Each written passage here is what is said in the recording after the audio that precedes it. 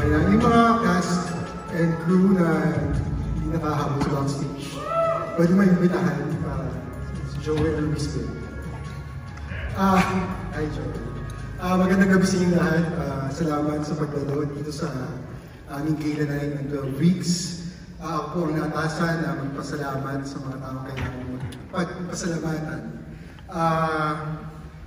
Isang malaking, sabi ng kaibigan ko na si Sherrod Sanchez, isang mahusay na filmmaker at isa sa mga script consultants namin sa pelikulang to. Na ang paggawa daw ng pelikula ay koleksyon ng mga trauma at totoong-totoo po yun sa paggawa ng isang Cinemalaya film. At kailangan din ng isang community or collective ng mga manggagawa ng pelikula para magsimula yung trauma na yun at yung proseso ay magsimula ng paghihilom. At isa yun sa dahilan kaya pinuduce ko po ang 12 weeks. Unang-una po, gusto kong pasalamatan pagbigay pugay kay Sir Ricky Lee, our national artist, for Film and Broadcast Arts. Hindi siya makakarating today kasi napagod siya sa book signing kanina. But instrumental siya sa pagbuo itong 12 weeks kasi si Sunshine, our director and filmmaker, ay produkto ng batch 14 at kaya po ako nandito ngayon kasi many years ago kinakalatag nila ako sa paggawa ng pelikula at ngayon nakalagtad ng umigat. So overwhelming to be in the Main Theater of Cinemalaya. So pagpupugay po kay Sir Ricky Lee, gusto ko din pasalamatan ang aking better half na si Danzen Santos Katanyag. Asawa po siya, CEO at President of Digital Dreams. Wala siya ngayon kasi nasa Korea siya studying filmmaking.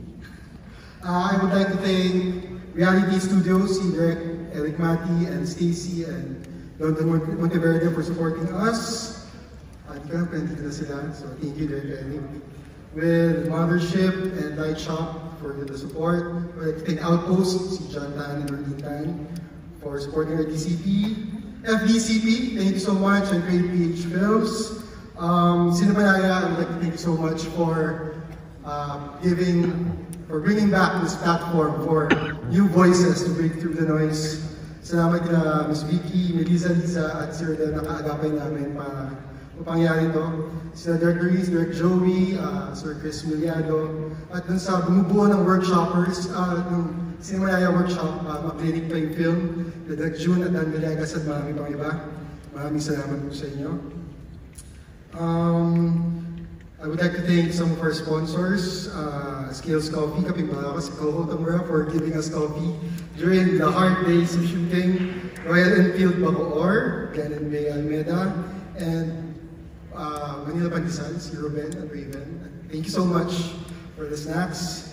And of course, I would like to thank the mga taong humubo, the cast and crew and the producers of 12 Weeks. You've been around with us. Thanks, guys. So, salamat ako. Si Jules Katanyag, hindi yata ako na magpakilala. I'm one of the producers. I would like to thank, step forward na lang and take a bow. Nexter Tadela, our line producer. Salamat sa pagiging ng production. Nauna ka, Blessing Scripton, Blessy Rivera, at marami pang iba. She's also an actor, talent coordinator, associate producer, so talaga in the film, many hats. Our co-producer, Paulo Villaluna, where are you? You're supposed to be here. Paulo, please come up and see. Dito ka, Paulo, kasi mag-picture. Ayan, may stairs doon. Thank you, Paulo Villaluna.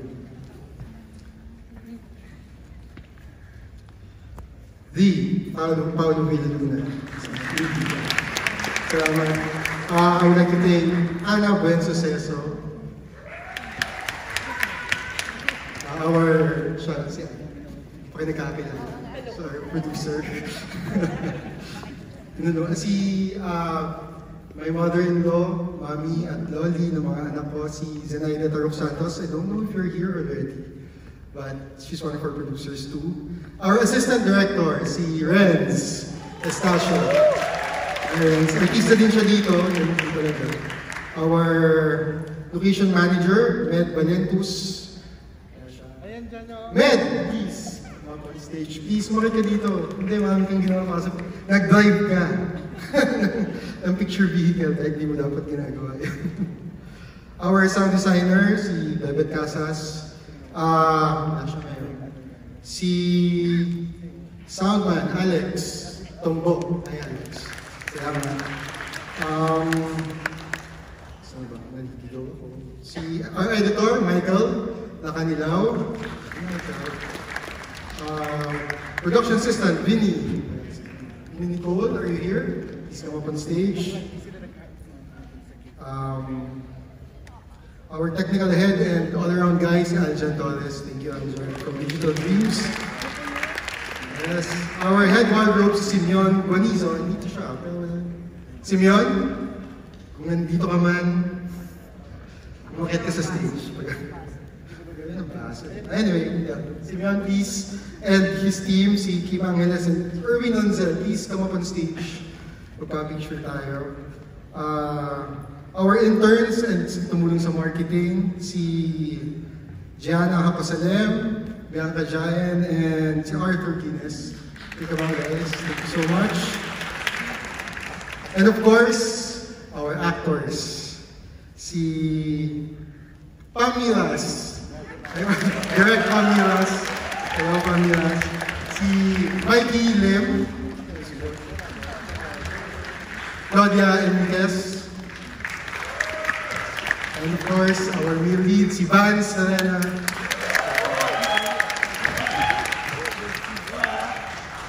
And yung crush ko sa production to si Miss Bing Pimentel.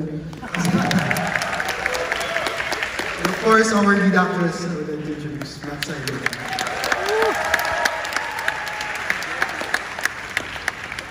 Alright, now I would like to introduce our debutante. This is her debut film, si Sunshine Matutina, unang nagkinagkat sa akin sa paggawa ng pelikula. Own your moment to the same. May kodigo ako para mabilis na lang. Okay. Here? Okay. So, magandang gabi po sa inyong lahat. I'm Ana Isabel Matutina. Most people know me as Sunshine. I am the director and the writer of 12 Weeks. This isn't my first time in Cinemalaya. Actually, my very first short film was also a finalist in Cinemalaya, the very first Cinemalaya in 2005 when I was like 26 years old only. So it was just fitting for me to like have my first full-length film as a finalist in Cinemalaya as well, which I've always considered my home. So I'm now 43, pero parang feeling ko nagde-debut pa lang ako. So it took me a long time to shoot a full length because at the back of my head, I've always felt that making a film was a very selfish undertaking where only a privileged few could participate in. We spend millions for a director's vision and ask our audience to sit through for 2 hours or more, to stay put inside the cinema for 2 hours or more when we could be using the money for a more valuable cause.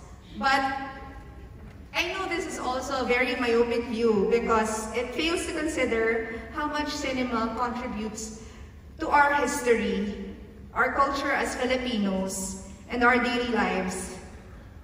I know that cinema has deepened my understanding of what it means to be human, what it means to be a woman, and what it means to be Filipino. It has taught me empathy, critical thinking, and our troubled history. So my only hope is that one of these days, hopefully in the near future, we can build a society in which everyone would have the time and means to make art, to see art, to participate in art without having to end up in serious debt. Suportahan natin ang sining para hindi lang tayo na naman ang nandito. At sana ang suporta ay di mapunta sa kasinungalingan, pagbaliktad ng ating kasaysayan, at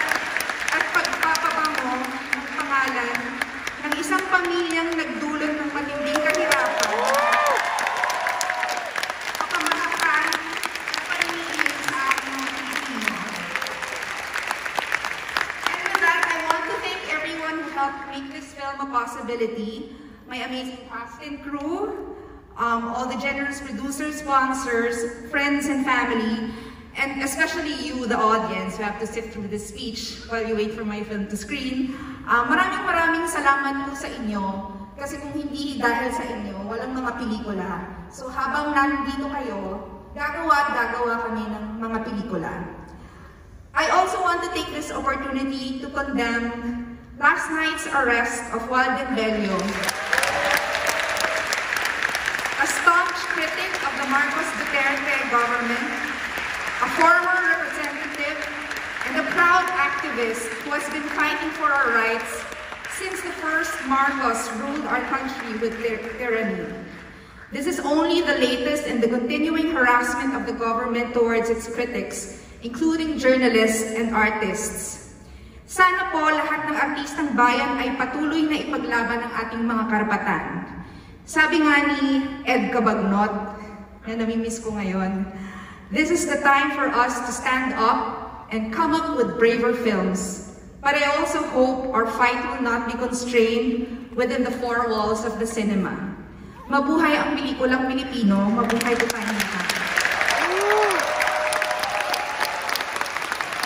Kindly remain on the stage for the next part of the program. We shall be presenting a certificate of recognition to the film's director. The certificate reads, the Cultural Center of the Philippines and Cinemalaya Foundation Incorporated present the certificate of recognition to Ana Isabel Matutina, Director, 12 Weeks, Finalist, Full-Length Feature Film Competition, given this 9th day of August 2022 at the Tanghalang Nicanor Abelardo Cultural Center of the Philippines, CCP Complex, Ross Boulevard, Pasay City. Signed, Maria Margarita Moran Freirendo, President, Cultural Center of the Philippines, Chris B. Meliado, Festival Director, Cinemalaya, Loris Guillen, President, Cinemalaya Foundation Incorporated, Jose Javier Reyes, Chairperson, Cinemalaya Competition, and Antonio O. Cuanco, Chairman, Cinemalaya Foundation Incorporated. To present the certificate of recognition, please welcome Cinemalaya Festival Director, Mr. Chris B. Meliado, and Cinemalaya Foundation Incorporated President, Ms. Loris Guillen.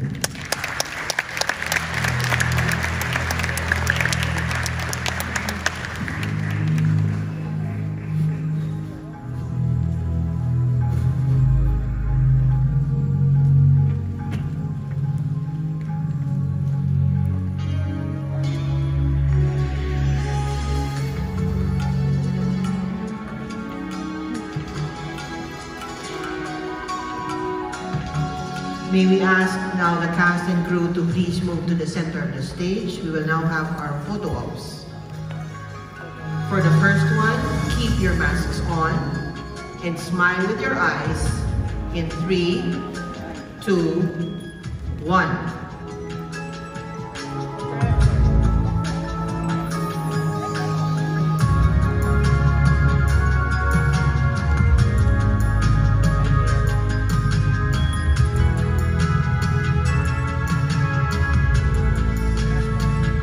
Now masks off briefly and give us your warmest smiles in 3, 2, 1.